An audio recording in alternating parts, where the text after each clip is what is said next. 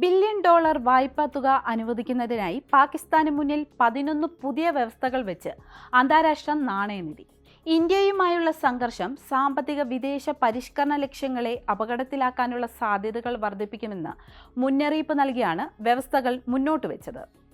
അതിർത്തി കടന്നുള്ള ഭീകരതയ്ക്ക് IMF ഫണ്ടുകൾ ഉപയോഗിക്കുമെന്ന ഇന്ത്യയുടെ പ്രതിഷേധവും ആശങ്കയും അവഗണിച്ചാണ് പാകിസ്ഥാന് $1 ബില്യൺ വായ്പ നൽകാൻ IMF തീരുമാനിച്ചത്.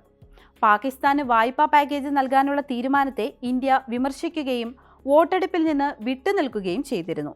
വിദേശ കരുതൽ ശേഖരം കുറയ്ക്കുന്നത് താങ്ങാൻ പാകിസ്ഥാൻ IMFന്റെ വായ്പാ പാക്കേജുകളെയാണ് വളരെയധികം ആശ്രയിക്കുന്നത്. കഴിഞ്ഞ വർഷം പാകിസ്ഥാൻ പാപ്പരത്തത്തിന്റെ വക്കിലെത്തിയപ്പോൾ സാമ്പത്തിക തകർച്ച ഒഴിവാക്കാൻ IMF $3 ബില്യൺ ഹ്രസ്വകാല വായ്പ നൽകിയിരുന്നു. പ്രതിരോധ മന്ത്രി രാജ്നാഥ് സിംഗ് IMF ധനസഹായത്തെ ചോദ്യം ചെയ്തിരുന്നു. പാകിസ്ഥാൻ ഈ പണം തീവ്രവാദ ധനസഹായത്തിനായി ഉപയോഗിക്കുമെന്ന് അദ്ദേഹം പറഞ്ഞു. IMFൽ അംഗമായതിനു ശേഷം പാകിസ്ഥാന് കുറഞ്ഞത് 25 ബെയിലൌട്ട് വായ്പകളെങ്കിലും ലഭിച്ചിട്ടുണ്ട്. എന്നിട്ടും രാജ്യത്തിന്റെ സാമ്പത്തിക രംഗത്ത് കാര്യമായ പുരോഗതി ഒന്നും തന്നെ ഉണ്ടായിട്ടില്ല. 2026 സാമ്പത്തിക വർഷത്തിലേക്കുള്ള 17.6 ട്രില്യൺ രൂപയുടെ പുതിയ ബജറ്റിന് പാർലമെന്റ് അംഗീകാരം നൽകുക, വൈദ്യുതി ബില്ലുകളുടെ കടം സേവന സർചാർജ് വർദ്ധിപ്പിക്കുക, 3 വർഷത്തിൽ കൂടുതൽ പഴക്കമുള്ള ഉപയോഗിച്ച കാറുകളുടെ ഇറക്കുമതിക്കുള്ള നിയന്ത്രണങ്ങൾ നീക്കുക എന്നിവയാണ് പാകിസ്ഥാന് മേൽ ചുമത്തിയ പ്രധാന പുതിയ വ്യവസ്ഥകൾ എന്ന് ദ എക്സ്പ്രസ് ട്രിബ്യൂൺ പത്രം റിപ്പോർട്ട് ചെയ്യുന്നു. അടുത്ത സാമ്പത്തിക വർഷത്തിലേക്കുള്ള പാകിസ്ഥാന്റെ പ്രതിരോധ ബജറ്റ് 2.414 ട്രില്യൺ രൂപയാണെന്ന് IMF റിപ്പോർട്ടിൽ കാണിക്കുന്നു. ഇത് 255 ബില്യൺ രൂപ അഥവാ 12% കൂടുതലാണ്. ഷഹബാസ് ഷെരീഫിന്റെ നേതൃത്വത്തിലുള്ള സർക്കാർ 2.5 ട്രില്യൺ രൂപയിലധികം അല്ലെങ്കിൽ 18% ഉയർന്ന ബജറ്റ് അനുവദിക്കുമെന്നാണ് സൂചന. IMFന്റെ നിർദ്ദേശങ്ങൾക്ക് വിരുദ്ധമാണ് ഈ നീക്കം. IMF പാകിസ്ഥാന് മേൽ 11 നിബന്ധനകൾ കൂടി ചുമത്തിയതോടെ ആകെ വ്യവസ്ഥകളുടെ എണ്ണം 50 ആയി. ഫെഡറൽ ബജറ്റിന്റെ ആകെ വലിപ്പം 17.6 ട്രില്യൺ രൂപയാണെന്ന് റിപ്പോർട്ട് കാണിക്കുന്നു. ഇതിൽ വികസന ചെലവുകൾക്കുള്ള 1.07 ട്രില്യൺ രൂപയും ഉൾപ്പെടുന്നു. പാകിസ്ഥാന്റെ പ്രവിശ്യകളിൽ പുതിയ കാർഷിക ആദായ നികുതി നിയമനങ്ങൾ നടപ്പിലാക്കുന്നതും നികുതിദായകരുടെ തിരിച്ചറിയലും രജിസ്ട്രേഷനും ജൂണിന് മുമ്പ് നടപ്പാക്കണമെന്നും ഭരണപരമായ നയരൂപീകരണത്തിന് സർക്കാർ ഒരു ഗവേഷണൻസ് ആക്ഷൻ പ്ലാൻ പ്രസിദ്ധീകരിക്കണമെന്നും ധനകാര്യ മേഖലയുമായി ബന്ധപ്പെട്ട ദീർഘകാല പദ്ധതികളുടെ രൂപരേഖ തയ്യാറാക്കണമെന്നും ചെലവിന് അനുസൃതമായി ഇന്ധന നിരക്ക് ക്രമീകരിക്കണമെന്നും IMF മുന്നോട്ട് വയ്ക്കുന്ന നിർദ്ദേശങ്ങളിൽ പറയുന്നു.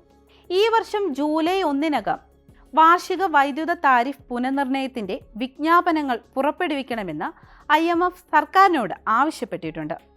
2035 പ്രത്യേക സാങ്കേതിക മേഖലകളുമായും മറ്റു വ്യാവസായിക പാർക്കുകളുമായും സോണുകളുമായും ബന്ധപ്പെട്ട എല്ലാ പ്രോത്സാഹനങ്ങളും പൂർണ്ണമായും നിർത്തലാക്കുന്നതിന് നടത്തിയ വിലയിരുത്തലിന്റെ അടിസ്ഥാനത്തിൽ പാകിസ്ഥാൻ ഒരു പദ്ധതി തയ്യാറാക്കണമെന്ന് IMF വ്യവസ്ഥ ചെയ്തിട്ടുണ്ട്. ഈ വർഷം അവസാനത്തോടെ റിപ്പോർട്ട് തയ്യാറാക്കണം. ഉപയോഗിച്ച മോട്ടോർ വാഹനങ്ങളുടെ വാണിജ്യ ഇറക്കുമതിക്കുള്ള എല്ലാ നിയന്ത്രണങ്ങളും തുടക്കത്തിൽ ജൂലൈ അവസാനത്തോടെ 5 വർഷത്തിൽ താഴെ പഴക്കമുള്ള വാഹനങ്ങൾക്ക് മാത്രം നീക്കുന്നതിന് ആവശ്യമായ എല്ലാ നിയമനിർമ്മാണങ്ങളും പാർലമെന്റിൽ സമർപ്പിക്കാനും IMF പാകിസ്ഥാനോട് ആവശ്യപ്പെട്ടിട്ടുണ്ട്. IMF പാകിസ്ഥാന് മുന്നിൽ വെച്ച 11 പുതിയ നിബന്ധനകൾ ഇവയാണ്. ആദ്യത്തേത് 17.6 ട്രില്യൺ രൂപയുടെ ബജറ്റ് അംഗീകാരം. 2025-26 സാമ്പത്തിക വർഷത്തേക്കുള്ള ഫെഡറൽ ബജറ്റ് 2025 ജൂണിന് മുമ്പ് IMFന്റെ ലക്ഷ്യങ്ങൾക്ക് അനുസൃതമായി പാസാക്കണം. ബജറ്റിൽ 1.07 ട്രില്യൺ രൂപ വികസന ചെലവുകൾ ഉൾപ്പെടുന്നു. IMF 8.7 ട്രില്യൺ രൂപ മൊത്തം ചെലവ്, 2.1 ട്രില്യൺ രൂപ പ്രാഥമിക ബജറ്റ് മിച്ചം, 6.6 ട്രില്യൺ രൂപ മൊത്തം കമ്മി എന്നിവ നിരീക്ഷിക്കും. അടുത്തത് കാർഷിക വരുമാന നികുതി പരിഷ്കരണം. 4 പ്രധാന ഘട്ടങ്ങളിൽ കാർഷിക വരുമാന നികുതി നിയമങ്ങൾ നടപ്പാക്കണം. റിട്ടേൺ പ്രോസസ്സിംഗിനായി ഓപ്പറേഷണൽ പ്ലാറ്റ്ഫോം സ്ഥാപിക്കൽ, നികുതിദായകരെ തിരിച്ചറിയൽ, രജിസ്ട്രേഷൻ ആശയവിനിമയ ക്യാമ്പയിൻ, പാലിക്കൽ മെച്ചപ്പെടുത്തൽ പദ്ധതി എന്നിവ ജൂൺ 25 പൂർത്തിയാക്കണം. മൂന്നാമതായി ഭരണ നടപടി പദ്ധതി. IMFന്റെ ഭരണപരമായ രോഗനിർണയ വിലയിരുത്തലിന്റെ ശുപാർശകൾ അടിസ്ഥാനമാക്കി ഒരു പ്രവർത്തന പദ്ധതി പ്രസിദ്ധീകരിക്കണം. 4-മതായി യഥാർത്ഥ വാങ്ങൽ ശേഷി നിലനിർത്തൽ. ജനങ്ങളുടെ യഥാർത്ഥ വാങ്ങൽ ശേഷി നിലനിർത്താൻ നിരുപാധിക പണക്കൈമാറ്റ പദ്ധതിയുടെ വാർഷിക പണപ്പെരുപ്പ ക്രമീകരണം നടത്തണം. 4-മതായി യഥാർത്ഥ വാങ്ങൽ ശേഷി നിലനിർത്തൽ. ജനങ്ങളുടെ യഥാർത്ഥ വാങ്ങൽ ശേഷി നിലനിർത്താൻ നിരുപാധിക പണക്കൈമാറ്റ പദ്ധതിയുടെ വാർഷിക പണപ്പെരുപ്പ ക്രമീകരണം നടത്തണം. അടുത്തത് 2027 ശേഷമുള്ള ധനകാര്യ മേഖലാ തന്ത്രം.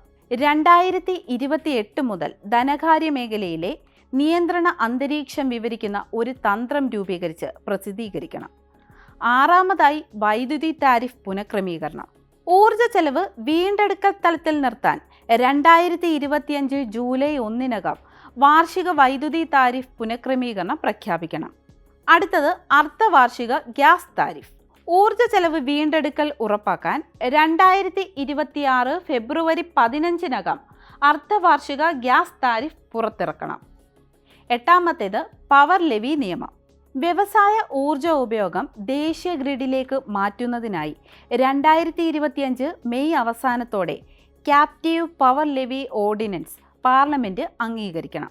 കൂടാതെ 9-മത്തേത് കടസേവന സർചാർജ് പരിധി നീക്കം ചെയ്യൽ. വൈദ്യുതി മേഖലയിലെ കാര്യക്ഷമതയില്ലാത്തവയുടെ ഭാരം ഉപഭോക്താക്കളിൽ പതിയുന്നത് തടയാൻ യൂണിറ്റിന് 3.21 രൂപയുടെ സർചാർജ് പരിധി നീക്കം ചെയ്യുന്ന നിയമം പാസാക്കണം.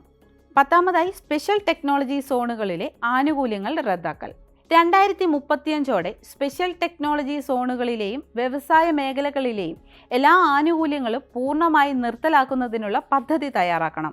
11-മത്തേതും അവസാനത്തേതുമായ നിബന്ധന ഉപയോഗിച്ച വാഹനങ്ങളുടെ ഇറക്കുമതി നിയന്ത്രണങ്ങൾ റദ്ദാക്കൽ.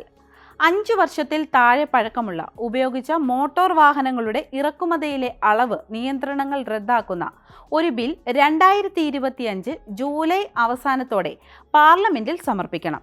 ഈ വ്യവസ്ഥകൾ പാകിസ്ഥാൻ വീഴ്ച വരുത്തിയാൽ IMFന്റെ സാമ്പത്തിക സഹായം ലഭിക്കുന്നത് വൈകാനും അത് രാജ്യത്തിന്റെ സാമ്പത്തിക സ്ഥിതി കൂടുതൽ വഷളാക്കാനും സാധ്യതയുണ്ട്.